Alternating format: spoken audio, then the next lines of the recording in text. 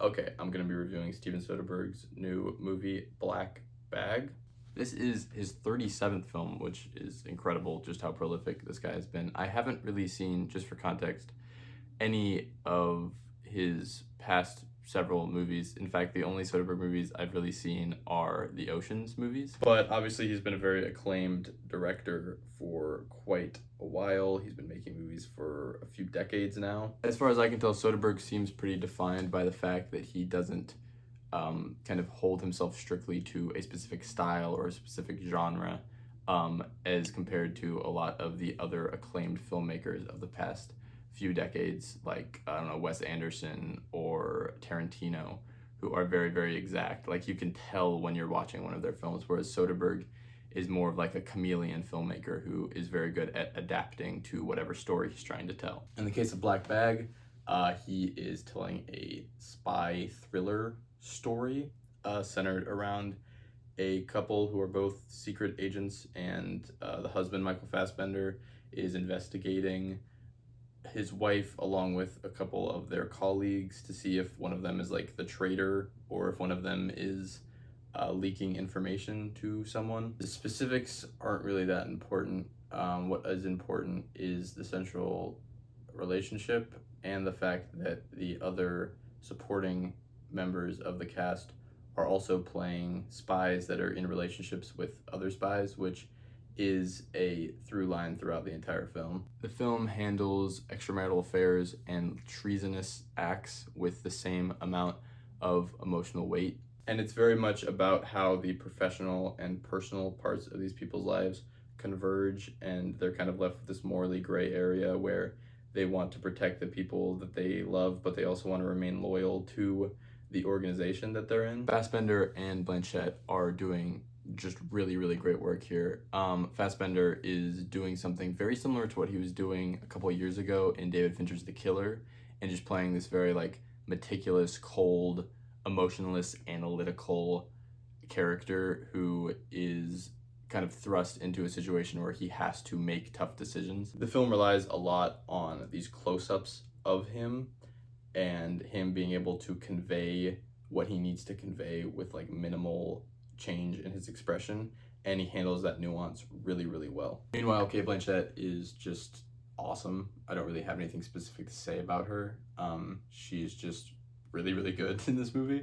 And the rest of the ensemble is just also really, really great. I think they're getting a lot to work with in the script, and structurally this film does a really great job of giving each character a moment to be the most interesting person in the film. Structurally, it kind of functions like a murder mystery or a whodunit, where there's this traitor and they're trying to figure out who the traitor is. They even like start and end with a dinner party, the first one that like kind of reveals all of the complicated dynamics between these characters, and the final one finally revealing like what those dynamics exactly are and who is the culprit.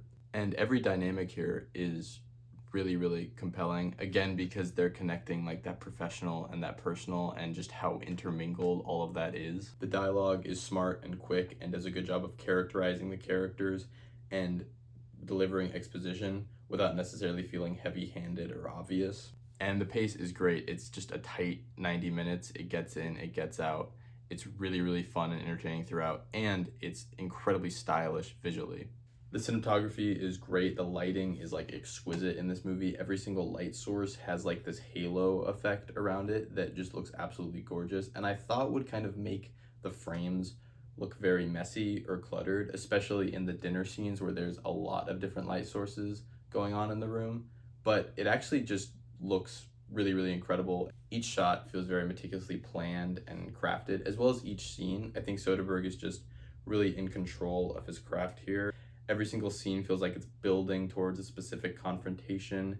Every single scene makes sense within the film and serves multiple different functions, whether to kind of convey ideas about the characters or the themes or just simply move the plot forward. It's all kind of connecting all of that together really well and intermingling all of that so that every single scene is doing a lot of different things. I don't think it's delivering anything I haven't seen before, but the talent in front of and behind the camera really just work to make this simple, straightforward story the most exciting and the most riveting that it possibly can be. It was really gripping the entire time. I was very much on the edge of my seat, and the film does a really good job of staying a couple steps ahead of you. There's lots of twists and turns in this movie that I was not expecting at all. There's lots of like plans within plans here, other characters using certain characters to do things for them that the other characters don't even realize they're being used to do. And that like backstabbing and double crossing within like a spy community, I guess, was just really, really fun to watch. Especially when all these characters are as well fleshed out as they are and are being brought to life by such talented performers. I think that's really all I have to say about this movie. It's kind of perfect, even if it's delivering something very small scale and simple. It's delivering that in the best possible way that it can. This is an example of a veteran filmmaker that is just at the top of his game and is in clear control of every single aspect of his filmmaking.